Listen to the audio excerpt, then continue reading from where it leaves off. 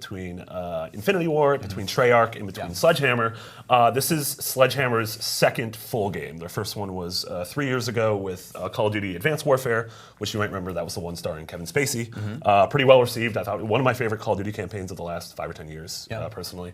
And then they were sort of founded as a studio and brought in to help out on Call of Duty Modern Warfare 3, which we know was the game in development when this sort of turmoil happened at Infinity War with Vincent Zampella leaving and the team sort of splintering, them going to Respawn, and so I think they were brought in as sort of the fixers for that campaign. And the studio is interesting because its founders and a lot of its leads have their roots back at Visceral.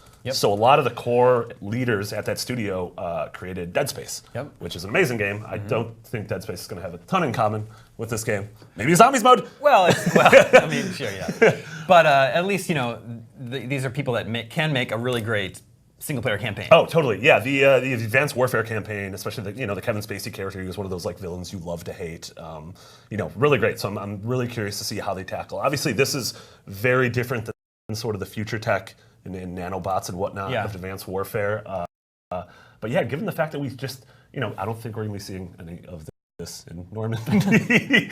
But yeah, given that it's, like you said, it's been 9 years since the last Call of Duty, set in World War II, and just sort of that setting as a whole has sort of, slipped out of vogue in terms of AAA shooters. Yeah. Well, of course, so last year, Battlefield 1. Yeah. Sort of that series also went way back. Yeah, totally. Which I think that's just, a sign of the times that people, these series are sort of like pendulums and people get fatigued of one thing. People got fatigued of World War II. That's true. And so we moved on to modern/future tech. And I think people between, Call of Duty and what Battlefield was before that and Titanfall, I think people are sort of like, I kind of miss what it used to be. And so we're swinging back towards that.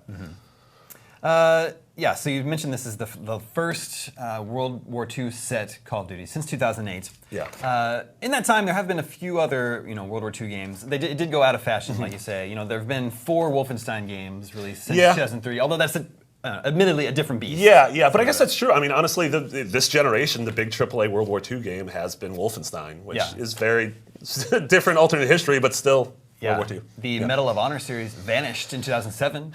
Yeah. It's been gone for 10 years. Yeah, which is insane because I feel like that series had like such cachet, especially having Spielberg attached to the original one. It used some of the assets from Saving Private Ryan and everything. Battlefield last visited World War II in 2009. Of course, now they're even back farther in World War I. Yeah. There's a Sniper Elite series. That's right, which is set in World War II.